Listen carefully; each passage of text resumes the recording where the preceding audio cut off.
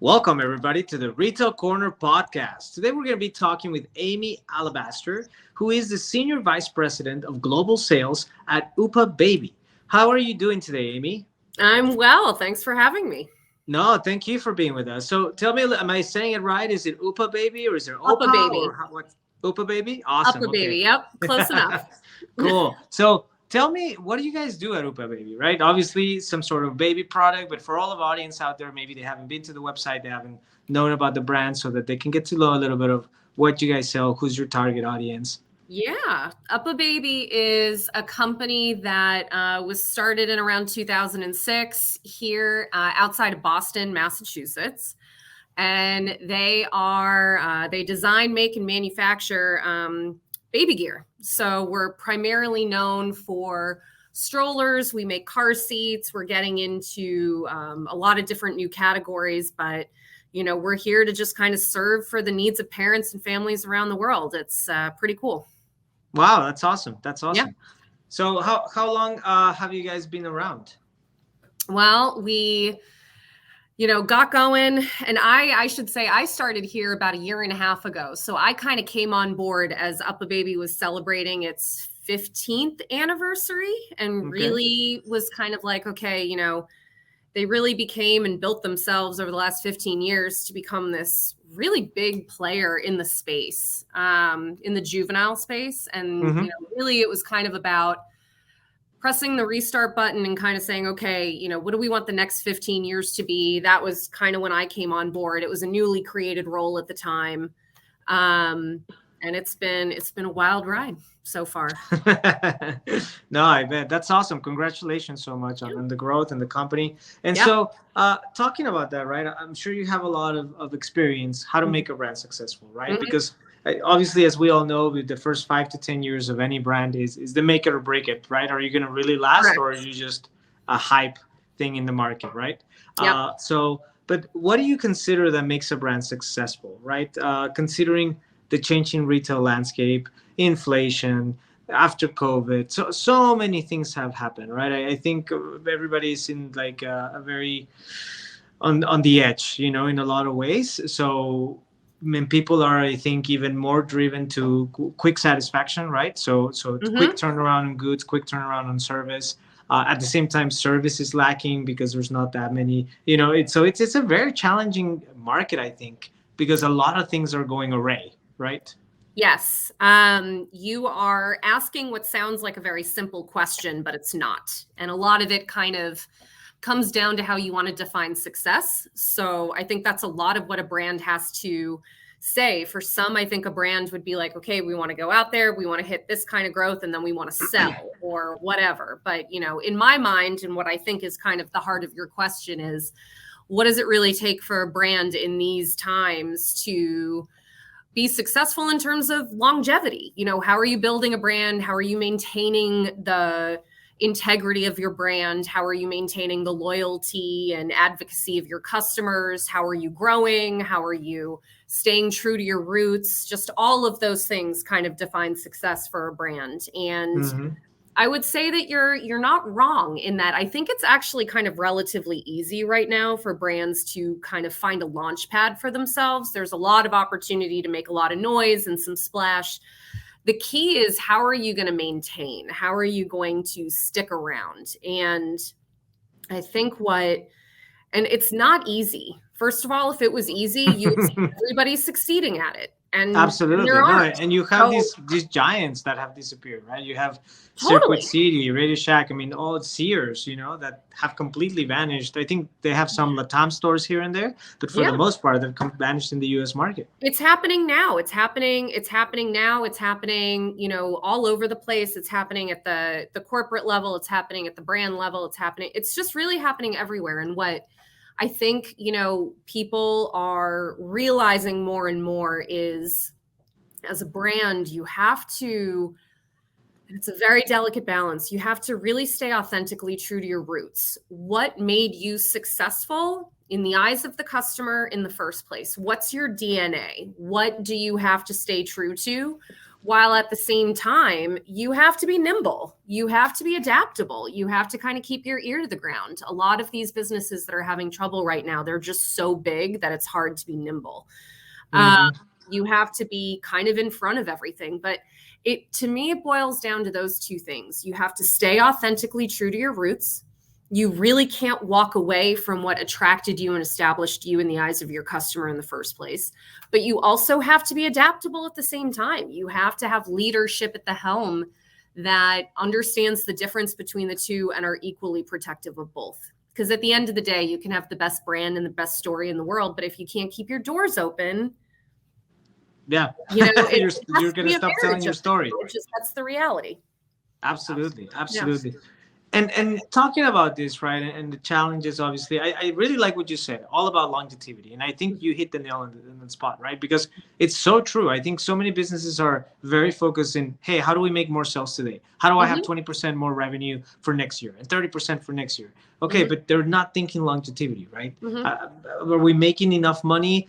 Are we opening the right amount of brick and mortar stores? Are we putting the right type of floors, expenses, so forth and so on? So many different things that affect that, right? Because at the end of the day, opening stores means more expenses. So can you really sustain that, right?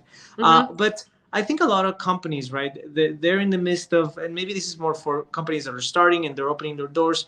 Do I go wholesale? Do I go direct to consumer, right? What's the best avenue? Because obviously everybody can have a website today. I think it's a very easy thing to do now than ever before. But what do you think strategically, right? What's the best first step to go into? Is it wholesale? Is that an easier process for people to learn and understand and grow into? Or is the margins too low, right? And it's better to go direct to consumer? Yeah, I mean, a lot of it has to do with kind of, what you're selling and how your internal margins are in the first place, because going D2C is always going to be, if you're just kind of selling through your website, that's going to be your richest margin play for the most part. But I got to tell you, I'm a big fan of the omni-channel business. I don't think this is a one size fits all equation. I think everybody kind of has to look at their model and say, what a D2C business is going to give you is not necessarily going to be the same as what a wholesale business can give you. Wholesale partners, especially for Uppababy, wholesale grew this company. It was the entirety of their model up until very recently ago. And a lot of that was because, again, I think you really have to look at the product or what you're selling and, understand the value in the eyes of the customer. But for us, this is something that a lot of people do want to touch and feel. If you're buying a stroller, and in some cases, this is going to be one of the more expensive and important purchases you're making if you're becoming a parent, you're going to want to touch and feel it before you make your decision. So for Uppababy, when they were coming out in the market, having a really well-established network of retailers, most of which we're still working with today because the relationships were just so important and still are, that was critical. But, the reality, and this goes back to, you have to be nimble and you have to kind of keep looking at the marketplace and how it's evolving. A lot of it's also saying okay, but who's my customer? How are customers looking to interact with brands today? How are they discovering brands today? Younger customers, their younger audience, they're discovering brands in very different ways than generations ago. So the beauty of the baby industry to me, and what makes it so fascinating, is I'm kind of selling to everybody.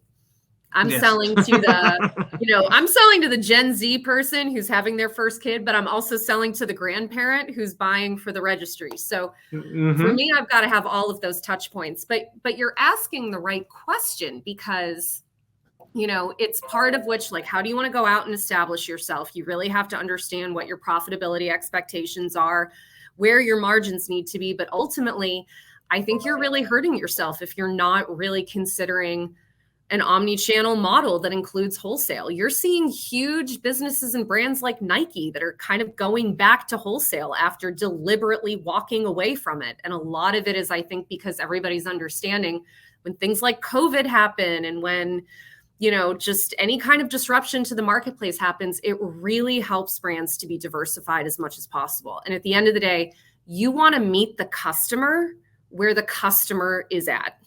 That's the most simple way to say it. If the customer is shopping at wholesale, you want to meet them there as much as you can.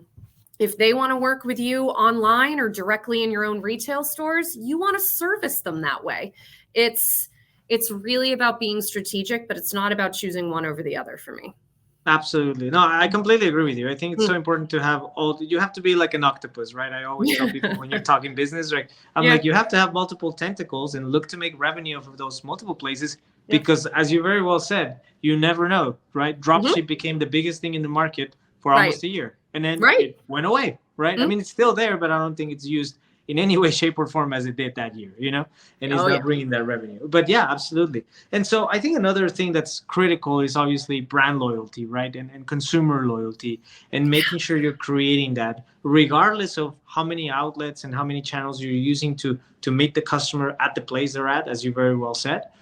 You need to create that loyalty so that you have repeat customers, right? Because if you don't have repeat business, you have no business at all. So from your perspective, what are the best strategies that people can use, right, in order to create that loyalty? Because obviously right off the bat people go into advertisement, right, or paying for boosts or paying for any sort of type of advertisement, but I don't think that's really loyalty. That's just creating some level of awareness to your brand to people, but it's not making the connection for me to want to repurchase from you and recommend you to other consumers. Totally agree with you. There's a huge difference between your strategic tactics in acquiring a customer and keeping a customer.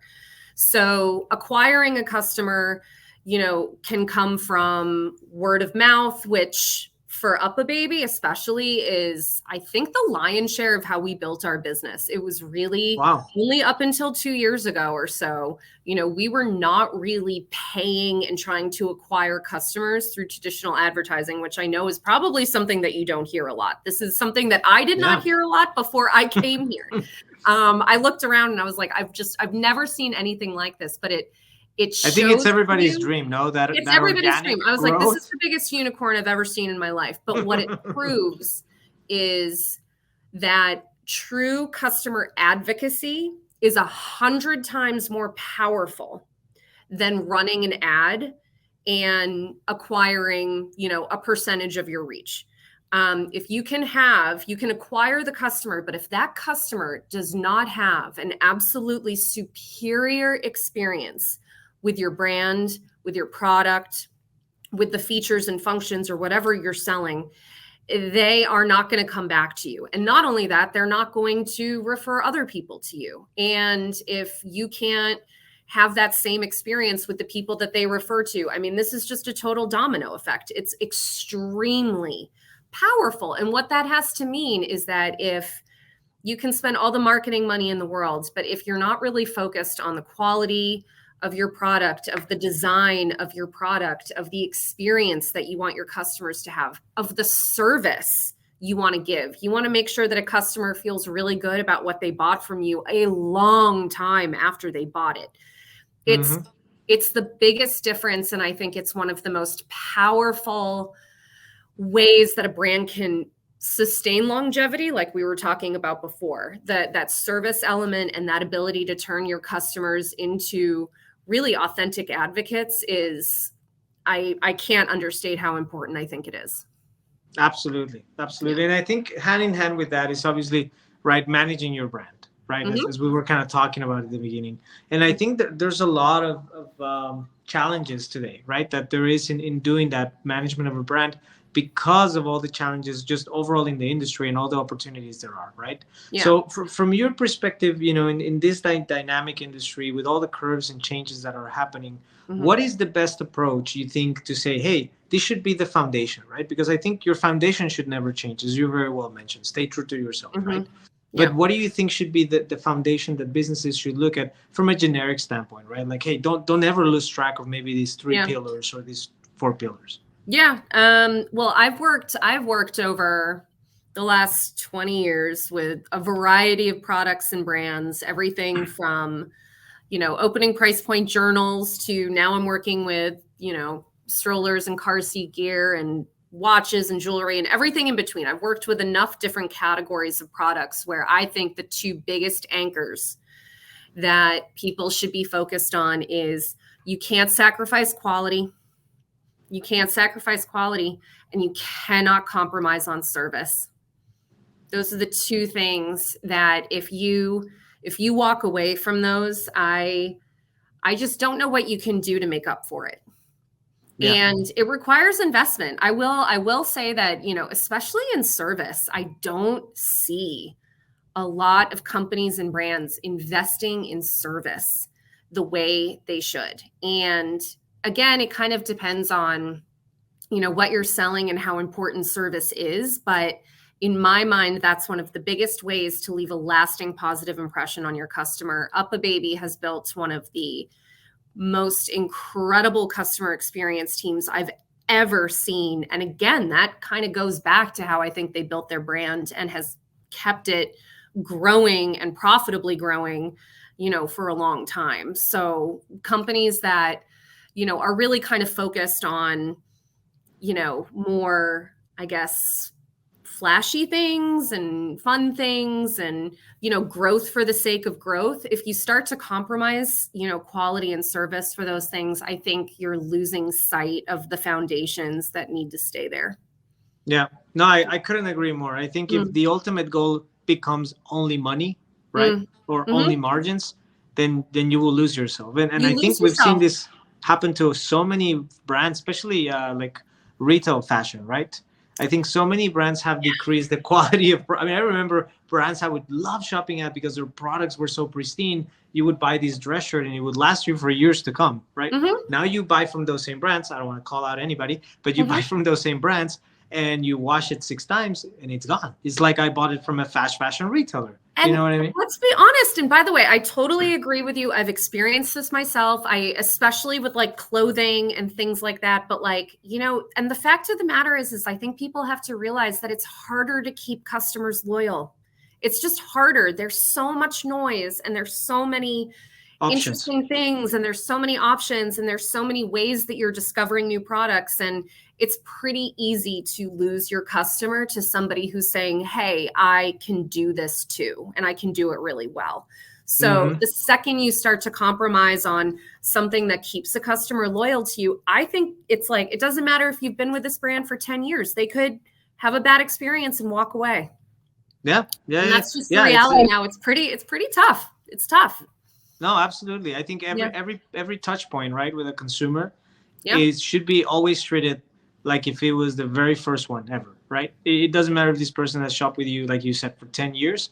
You should, if nothing else, you should treat them more like a VIP, right? I think that VIP experience that only very high-end retailers used to give, I think that should become the standard across the industry.